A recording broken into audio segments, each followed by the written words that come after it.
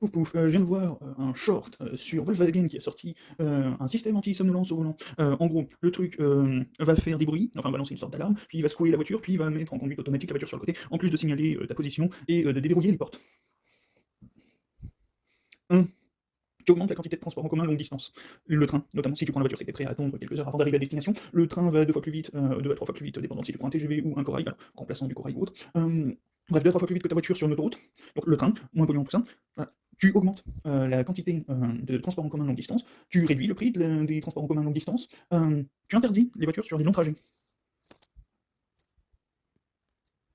Oui, parce qu'on va rappeler comme ça, tout système électrique est sujet à deux choses. Un, la panne en cas d'absence d'électricité, c'est pour ça que par exemple les militaires évitent de prendre des trucs à seulement charge USB, mais préfèrent prendre des trucs à pile où tu peux changer la pile en cas de besoin. C'est pour ça que tu évites l'électricité sur tes viseurs, c'est pour ça que tu t'es... Voilà.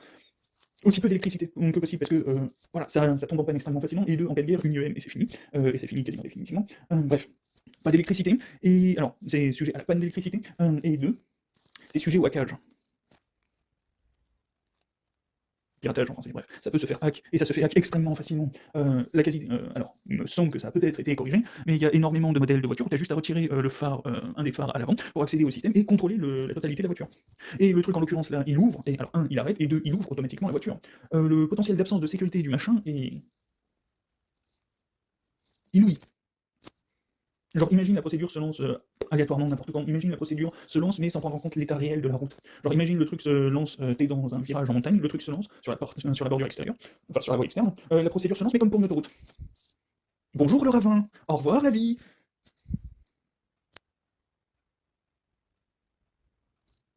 Bref, de toute façon, les voitures, faut arrêter. Je mets un spoiler. Les voitures, il faut arrêter, il faut faire en sorte que les gens n'aient plus besoin de voitures, il faut faire en sorte que les seuls qui aient besoin de voitures, ce sont du service public. En gros, les métiers qui ont besoin de se déplacer chez la personne, plombier, électricien, tout ça, les médecins et les flics, globalement. C'est les trois corps de métier. Alors, ça ne doit être attribué qu'à des corps de métier, pas aux particuliers, et derrière ça, tu fais un maximum de transport en commun, et tu fais un maximum de transport en commun ferroviaire. Parce que le ferroviaire, spoiler, au regard du tonnage et du nombre de civils que ça peut transporter, soit du tonnage en termes de marchandises, soit du nombre de civils, ça explose à toutes les formes, enfin sous toutes ces formes, le transport en hydrocarbures. Mais genre littéralement ça explose.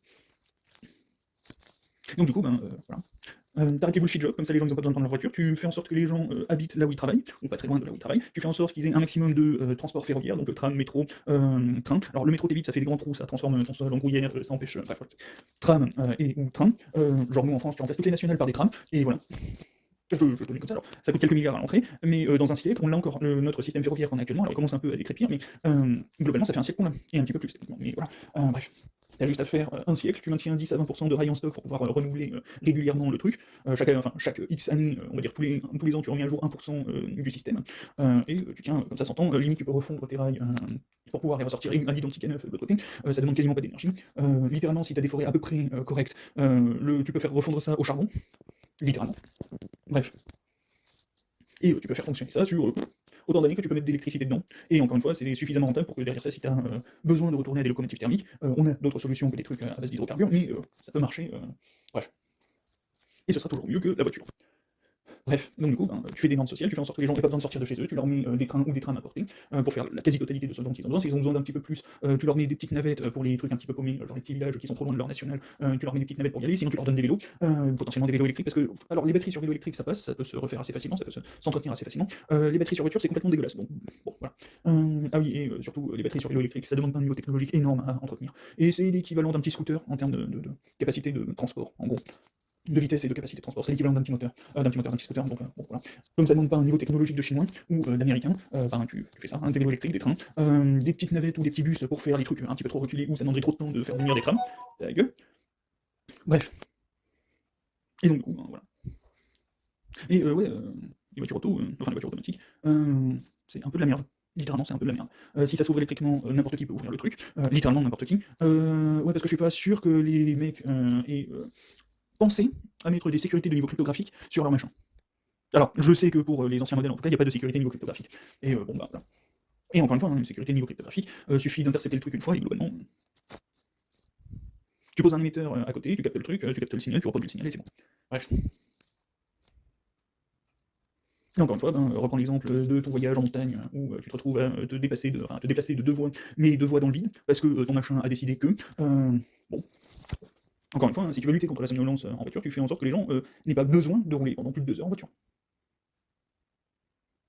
Et ça demande de créer une infrastructure qui va avec. Si tu as les thunes pour développer un parc automobile, si tu as les thunes pour entretenir des routes et les donner à des milliardaires quand on parle d'autoroute, bah, t'as techniquement les thunes pour faire un chemin de fer, un système ferroviaire qui tiendra la route pour au moins le prochain siècle. Là où tes routes en bitume, il faut les renouveler tous les 20 ans, à peu près, tous les 20-30 ans. Sinon tu commences à avoir des nids de poules, sinon tu commences à avoir des trucs bien dégueulasses apparaître dessus. Bref, là, un chemin de fer, tu le fais, et ouais, 100 ans plus tard, c'est toujours la même chose. Tu divises par au moins 3 ont besoin d'entretien du système de déplacement. Bref. En rappelant que c'est beaucoup plus écologique, beaucoup plus économique, beaucoup plus mieux en général. Bref, allez, tchuss.